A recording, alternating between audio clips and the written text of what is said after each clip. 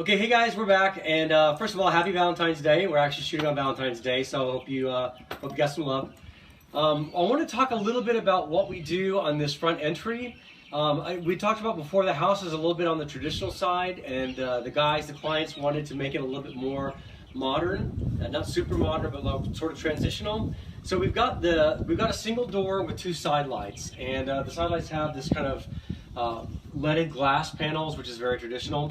So my suggestion to them was to get rid of this whole unit and replace it with double doors. So what I'm going to do is replace it with either a stain grade or a paint grade door that has a simple light in the top and a wood panel below. And then once we get them in, we'll decide whether we want to stain them or paint them. Maybe a fun color could be really great. But that's one of the things I wanted to let you guys know, that just replacing these entry doors is very simple. The header stays in place. There's no structural issues. You just pop this out, put a new unit in, and you're good to go. Okay, so let's go inside. I'm going to talk about the bar cabinet that we took out, that wet bar from last time, and we're going to see what we're going to do with that, and then walk you through the house and talk about some of the other things that have happened while we've been gone. Let's go. One of the things we wanted to talk about was when you have a wet bar and you want to get rid of that because no one really uses them anymore, what do you use that space for? Well, this is a situation. The kitchen is here, family room's here. This was prime real estate right off of it. So we knew we needed to repurpose it for something. So what we decided to do was, we had a bar counter here with a sink in it, a little return, and we had some upper cabinets. Took all that out, took the plumbing down to the floor, capped it off in the foundation. It's gone. So we decided the best way to utilize this space was to be the Wi-Fi area, the computer area, the cable box area, basically a home office for the adults and a play area on computer pads for the kids, so that they were part of the action and the parents could keep an eye on them when they were here, and the parents could use it when they needed a home office when they weren't going into work, or if they needed to work over the weekend. So what we decided to do is, rather than just have a counter with upper cabinets, we have a window here that we wanted to keep and not get rid of. So here we're going to do a 24-inch wide, 24-inch deep cabinet from floor to ceiling.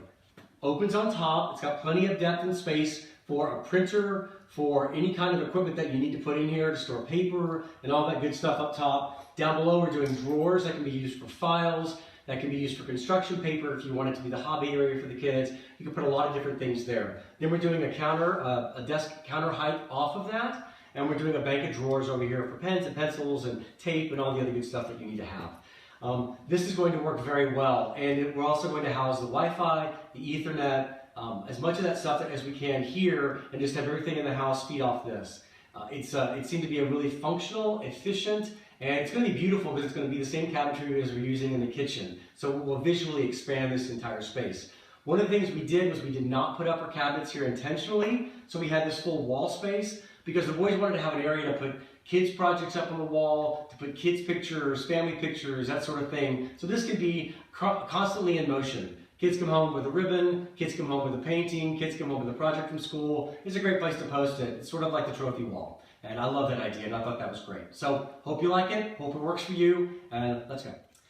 Okay, I want to talk a little bit about transitions, and that is where different materials meet.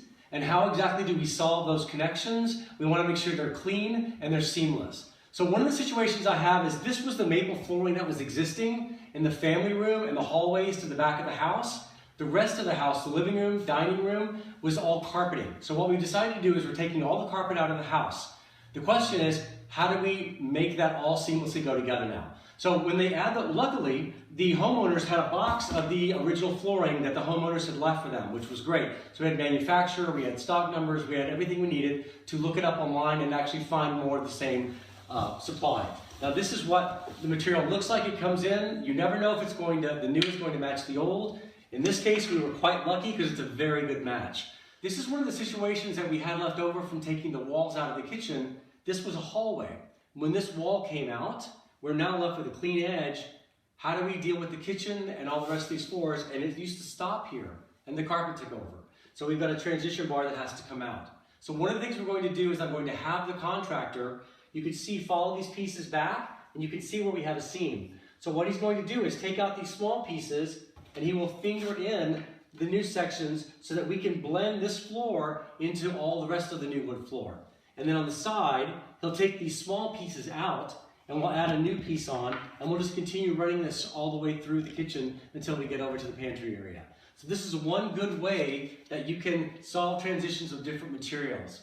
Okay, so luckily we have this in stock, and it's all going to be good. So well, can't wait to see how that comes out. Okay. One of the other issues that we had was in a house that was built in the 70s, we're trying to update all the electronics and also the wiring. And we live a lot differently now with our electronics than we did back then. So we wanted to move the flat screen TV over the fireplace. We were in luck because when we went upstairs and looked into the fireplace, there's a fireplace on this side and a fireplace on the other side. The flues themselves that go up inside are separate, and this is just veneer. So we were able to drop down behind the stone and cut through the stone to bring the cabling through for the TV.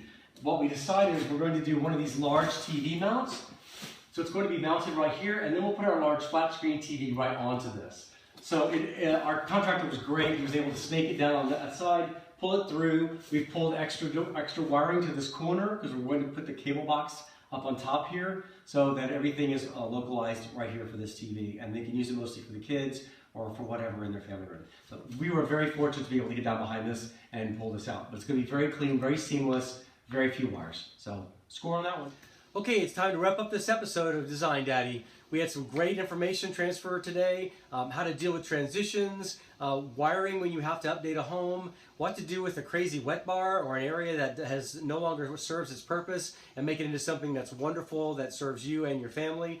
And also, why Design Daddy? Why the name Design Daddy? Well, first of all, I love design, and I happen to be a daddy. So maybe next time you'll get to meet a little bit of my family, my kids who are awesome, my husband who's crazy cool, and how they're helping me do this fun, amazing project. So I appreciate you joining me, and I really look forward to you joining me on the next episode. So see you next time.